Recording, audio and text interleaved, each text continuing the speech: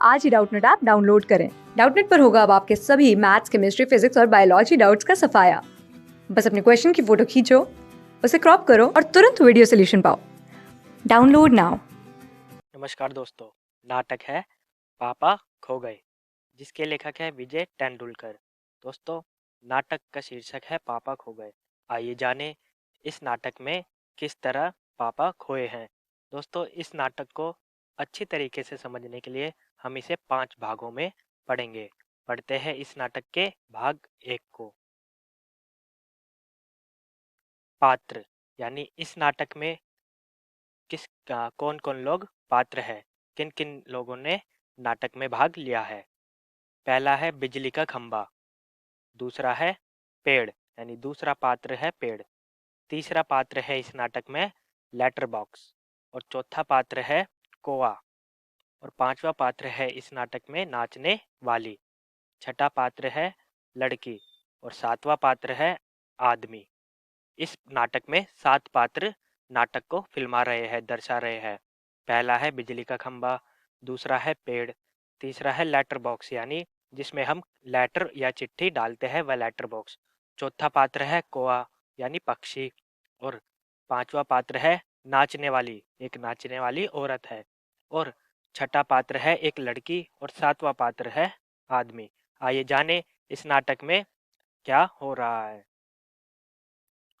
सड़क, रात का समय, समुद्र के सामने फुटपाथ, वहीं पर एक बिजली का खंभा, एक पेड़, एक लेटर बॉक्स। दूसरी ओर धीमे प्रकाश में एक सिनेमा का पोस्टर, पोस्टर पर नाचने की भंगिमा में एक औरत की आकृति, समुद्र से सनसनाती हवा का बहाव, दूर कहीं कुत्तों के भौंकने की आवाज। यहाँ लेखक बता रहे हैं कि एक सड़क है, सड़क का दृश्य है और रात का समय है। समुद्र के सामने का फुटपाथ है, समुद्र के सामने एक फुटपाथ है, फुटपाथ के बगल में एक सड़क है और रात का समय हो रहा है।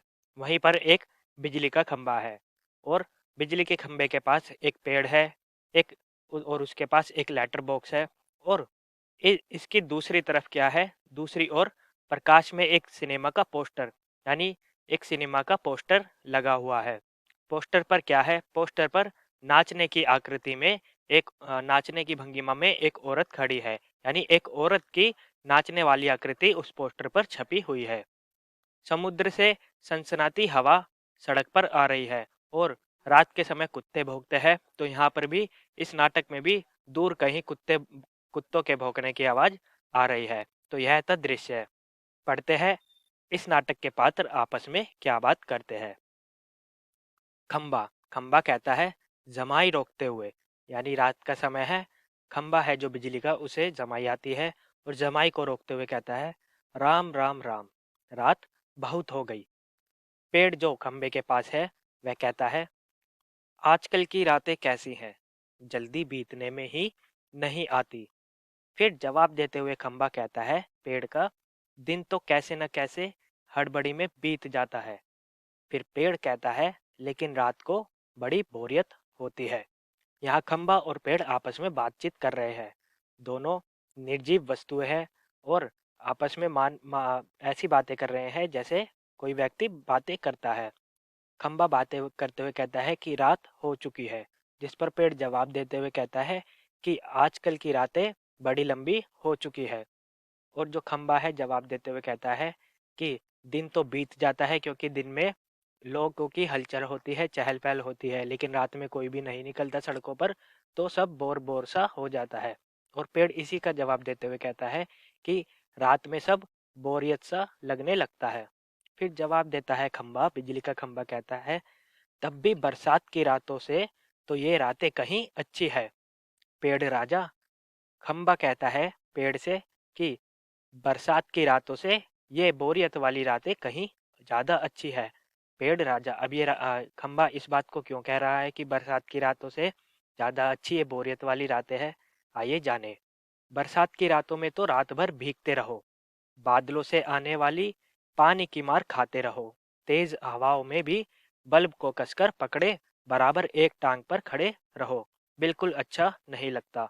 वह बताता है कि बारिश में खंबे के साथ क्या हाल होता है। बरसात में रात भर जब रात भर बरसात होती है तो बिजली के खंभे भीगते रहते हैं। बादलों से आने वाली वह पानी की बौछारें खाते हैं, उसकी मार खाते हैं, और तेज हवाएं चलती है, जिससे खंभे पर लगे बिजली का बल्ब टूटने का डर रहता है। खंभा यही बता रहा है कि बरसात में जब हवा चलती है तो हम बल्ब को पकड़े रहना पड़ता है बल्ब को, और बल्ब को पकड़कर बराबर एक टांग पर खड़े रहना पड़ता है बरसात के दिनों में, और पूरी रात भीग कर गुजारनी पड़ती है। इस पर पेड़ कहता है कि बिल्कुल भी अच्छा नहीं लगता बरसात का मौसम, और आगे कहता है, उस वक्त लगता है इससे तो अच्छा था ना होता बिजली के खंबे का जन्म। बल्ब फेंक तब दूर कहीं भाग जाने का जी होता है। वह कहता है बारिश के दिनों की बातों में कि उस समय इतना बुरा हाल हो जाता है मेरा, कि मैं ये सोचने लग जाता हूँ मेरा जन्म खंबे के रूप में क्यों हुआ। फिर पेड़ आगे जवाब देते हुए कहता है, मुझ पर भी एक रात आसमान से गड़गड़ाती बिजली आकर पड़ी थी। अब पेड़ अपनी परेशानी के बारे में बताता है कि उसके साथ क्या हुआ था। उसके साथ ये हुआ था कि एक रात आसमान से बिजली उसके ऊपर गिर जाती है। अरे बाप रे! वो बिजली थी या आफत? याद आते ही अब भी दिल धक धक करने लगता है। और बिजली जहाँ गिरी थी वहाँ खड्डा कितना गहरा पड़ गया था। खंबे महाराज, अब जैसे ही खंबा अपनी पीड़ा के बारे में बताता है बारिश के मौसम की, तो पेड़ भी उसे बिजली से आने वाली आसमान से आने वाली बिजली की आफत के बारे में बताता है कि किस प्रकार उसके ऊपर गड़गड़ाती बिजली आकर गिर जाती है। और पेड़ कहता है कि जब भी उस बिजली के बारे में वह सोचता है तो उसका दिल बैठ जाता है, उसका दिल धक धक करने लग जाता है। और वह बताता है कि जिस जगह पर बिजली उसके ऊपर गिरी थी वहां गहरा गड्ढा पड़ गया था। खंबे महाराज। फिर आगे कहता है पेड़, अब जब कभी बारिश होती है तो मुझे उस रात की याद हो आती है। अंग थर थर कांपने लगते हैं। पेड़ कहता है कि जब भी कभी बारिश होती है तो मुझे उस समय की याद आती है जब मुझ पर बिजली पड़ी थी, और मैं यह सोचकर कांप उठता हूँ। यहाँ पर बिजली का खंभा और पेड़ दोनों बरसाती मौसम के बारे में बता रहे हैं कि बरसाती मौसम उनके लिए कितना खतरनाक हो जाता है। खंबा कहता है, मेरी तबीयत ही लोहे की है, यानी उसका जो शरीर है वह लोहे से बना हुआ है, जो मैं बीमार नहीं पड़ता, वरना कोई भी इस तरह बारिश ठंडी धूप में खड़ा रहे तो जरूर बीमार पड़ जाएगा या नहीं। वह खंबा कहता है कि मेरी तबीयत है, मेरा शरीर लोहे का बना हुआ है, मैं बीमार नहीं पड़ता, मैं बहुत मजबूत हूँ, वरना इस तरह की तेज बारिश, ज़्यादा ठंडी और तेज धूप में खड़ा रहे कोई तो वह जरूर बीमार पड़ जाएगा। फिर वह पूछता है पेड़ से, पड़ जाएगा या नहीं। फिर आगे कहता है, कितने दिन बीत गए, कितनी रातें, लेकिन मैं बराबर इसी तरह खड़ा हूँ, और लंबी ठंडी सांस छोड़कर। छः, चुंगी की यह नौकरी भी कोई नौकरी है। वह कहता है आगे कि कितने दिन मुझे यहाँ पर खड़े होते होते बीत गए, कितनी रातें निकल गई, लेकिन मैं बराबर इस तरह खड़ा हूँ खंबे के रूप में। फिर वह लंबी सांस लेता है और दुखी मन से कहता है कि यह नौकरी भी कोई नौकरी है। खंबे की पीड़ा सुनने के बाद पेड़ बोलता है, अपने पत्तों का कोट पहनकर मुझे सर्दी, बारिश या धूप में उतनी तकलीफ नहीं होती, तो भी तुमसे बहुत पहले का खड़ा हूँ मैं। यहाँ यहीं मेरा जन्म हुआ है, इसी जगह। तब सब कुछ कितना अलग था यहाँ। पेड़ बता रहा है खंबे को कि मैं अपने पत्तों का कोट पहन लेता हूँ, जिससे मुझे सर्दी, बारिश या धूप में उतनी तकलीफ नहीं होती जितनी तकलीफ तुम्हें होती है बारिश, ठंडी और धूप में खड़े होकर। फिर भी तुमसे बहुत पहले का मैं यहाँ पर खड़ा हूँ, यानी पेड़ का जन्म खंबे से पहले हो गया था। फिर वह कहता है, मेरा जन्म तो इसी जगह पर हुआ है, इसी जगह मैं कब से खड़ा हूँ। फिर वह पुराने दिनों के बारे में बताता है कि जब उस समय सब कुछ कितना अलग था यहाँ पर। वहाँ के वे सब ऊंचे ऊंचे घर नहीं थे तब। वह कहता है कि उस समय ये ऊंची ऊंची इमारतें, ऊंची ऊंची बिल्डिंगें नहीं थी, जब पहले मैं था उस समय का मैं हूँ जब ये बिल्डिंगें नहीं थी, यह सड़क भी नहीं थी, वह सिनेमा का बड़ा सा पोस्टर और उसमें नाचने वाली औरत भी नहीं थी, सिर्फ सामने का यह समुद्र था। बहुत अकेलापन महसूस होता था। वह अपने अकेलेपन के बारे में बताता है कि जिस समय का है अपने पुराने समय के बारे में भी बताता है कि पुराने समय में वह वहाँ पर सिर्फ अकेला था। वहाँ पर ना तो ये ऊँची-ऊँची इमारतें थी और ना ही सिनेमा का वो बड़ा सा पोस्टर था जिसमें नाचने वाली औरत की तस्वीर छपी हुई है, और ना ही यह खंबा था, ना ही ये सड़क थी। थी तो सिर्फ क्या था, समुद्र था सामने, और समुद्र से आने वाली हवा सिर्फ वहाँ थी। पेड़ उस पुराने समय के बारे में बता रहा है और उस समय के जिक्र करते हुए कहता है कि उस समय मैं बहुत अकेलापन महसूस करता था। फिर आगे कहता है, तुम्हें जब यहाँ लाकर खड़ा किया गया हो तो सोचा चलो कोई साथी तो मिला, इतना ही सही, लेकिन वो भी कहाँ। जब खंबे को वहां पर खड़ा किया गया, खंबा लगाया गया सड़क पर, तो पेड़ ने सोचा कि चलो कोई तो साथी मिला मुझसे बात करने के लिए, लेकिन वह खंबे से पूछता है, लेकिन वो भी कहाँ। तुम शुरू शुरू में मुझसे बोलने को ही तैयार नहीं थे। मैंने बहुत बार कोशिश की, पर तुम्हारी अकड़ जहाँ थी वही कायम। बाद में मैंने भी सोच लिया, इसकी नाक इतनी ऊंची है तो रहने दो। मैंने भी कभी आवाज नहीं लगाई। हाँ, अपना भी स्वभाव जरा ऐसा ही है। वह खंबे के शुरुआती दौर के बारे में पेड़ बता रहा है कि जब खंबा नया नया उस जगह लगाया गया तो खंबा अकड़बाज था, अकड़ा हुआ था, वह किसी से बात नहीं करता था। पेड़ उसी के स्वभाव के बारे में बता रहा है कि जब वह नया नया उस जगह पर लगा था तो पेड़ से बोलने को भी तैयार नहीं था। पेड़ कोशिश करता था बात करने की, लेकिन खंबे की अकड़ के सामने वह चुप हो जाता था। अब पेड़ स्वाभिमान था, इसलिए उसने भी सोच लिया कि यह तो घमंडी है, इससे बात करना रहने दो। फिर पेड़ भी शांत हो जाता है और कभी खंबे को नहीं बुलाता, और वह कहता है कि मेरा भी स्वभाव ऐसा ही है। यानी शुरुआती दौर के बारे में बता रहा है कि जब खंबा लगा ही लगा था उसके पेड़ के सामने। अब अब आपस में खंबा और पेड़ बातें करते हैं। खंबा कहता है, और एक दिन जब आंधी पानी में मैं बिल्कुल तुम्हारे ऊपर ही आ पड़ा।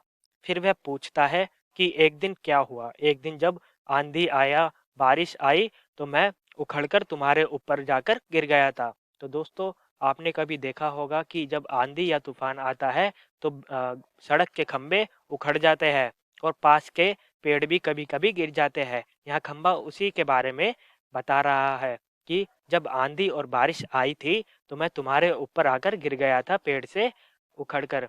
वह पूछता है, फिर पेड़ जवाब देता है, बाप रे, कैसा था वो आंधी पानी का तूफान।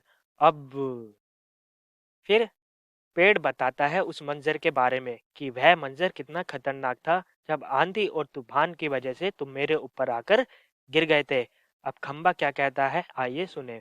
तुम खड़े थे, इसलिए मैं कुछ संभल गया। हाँ, तुमने मुझे ऊपर का ऊपर झेल लिया, वह अच्छा हुआ। चाहे तुम खुद काफी जख्मी हो गए, बाद में मेरा गरूर भी झड़ गया और अपनी दोस्ती हो गई। यहाँ खंबा पेड़ और खंबे की दोस्ती के बारे में बता रहा है कि शुरुआत में तो खंबा बहुत अकड़ता था, पेड़ से बात भी नहीं करता था, उसे बहुत गुरूर था अपने पर। लेकिन जब आंधी और बारिश आई, तूफान आया, तो खंबा उकड़ उखड़ जाता है। उसकी अकड़ बारिश के सामने नहीं चलती और वो पेड़ पर जाकर गिर जाता है। वह बताता है कि खंबा कहता है पेड़ से कि मेरे गिरने से तुम्हें काफी चोट आई थी, लेकिन तुमने मुझे संभाल लिया था। पेड़ ने खंबे को संभाल लिया था और उसी वक्त से पेड़ और खंबे की दोस्ती हो गई थी। अब पेड़ क्या कहता है, आइए देखें। पेड़ कहता है, हूँ, हवा आज भी बहुत है। यानी आज के समय क्या, आज के समय की बात करते हुए पेड़ कहता है, हाँ, आज हवा तो बहुत तेज चल रही है। फिर दोनों चुप हो जाते हैं। हवा की आवाज आती है, कुत्ते का भौंकना, पोस्टर पर बनी नाचने वाली औरत टेढ़ी हो जाती है, उसके घुंघरू बजते हैं। फिर वह फिर पहले की तरह स्थिर हो जाती है। लेटरबक्स किसी दोहे का एक चरण गुनगुनाता है और रुक जाता है। फिर दोनों आपस में बात करना बंद कर देते हैं। पेड़ और खंबा। फिर हवा तेज बहने लग जाती है। दूर से कुत्ते के भौंकने की आवाज आती है। पोस्टर पर जो नाचने वाली औरत की तस्वीर लगी हुई थी वह टेढ़ी हो जाती है और जो नाचने वाली औरत है उसके घुंघरू बजने लगते हैं। वह फिर पहले की तरह स्थिर, यानी जैसे पहले थी वह स्थिर हो जाती है। हवा चलनी बंद हो जाती है, इसलिए घुंघरू भी अब नहीं बजते। और जो पेड़ और खंबे के पास लेटर बॉक्स था वह एक दोहे के एक चरण को गुनगुनाता है, एक दोहे को गुनगुनाता है, फिर रुक जाता है। तो दोस्तों, यह था पापा खो गए नाटक का भाग 1, जिसमें पेड़ और खंबे के बातचीत के बारे में लेखक ने बताया है कि दोनों वस्तुएं आपस में किस तरह बातें करती है रात के समय। वह कहती है कि बहुत आज की रात तो बहुत लंबी है। दिन तो जैसे तैसे कट जाता है लेकिन रात नहीं कटती। फिर पेड़ पुराने दिनों के बारे में याद करता है और दोनों अपने अपनी परेशानियों के बारे में बताते हैं। फिर पेड़ कहता है कि किस तरह शुरुआती दौर में खंबा अकड़ता था, फिर दोस्ती किस तरह हुई यह भी हमने जाना। तो दोस्तों, यह था इस नाटक का भाग 1। इस नाटक के अगले भाग को देखेंगे हम अपनी अगली वीडियो में। जानेंगे कि इस नाटक में आगे क्या हुआ। धन्यवाद। क्लास 6 से 12 से लेके नीट, IIT, जेई मेंस और एडवांस के लेवल तक 10 मिलियन से ज़्यादा स्टूडेंट्स का भरोसा। आज ही डाउनलोड करें डाउटनेट ऐप या व्हाट्सएप कीजिए अपने डाउट्स 8400 400 400 पर।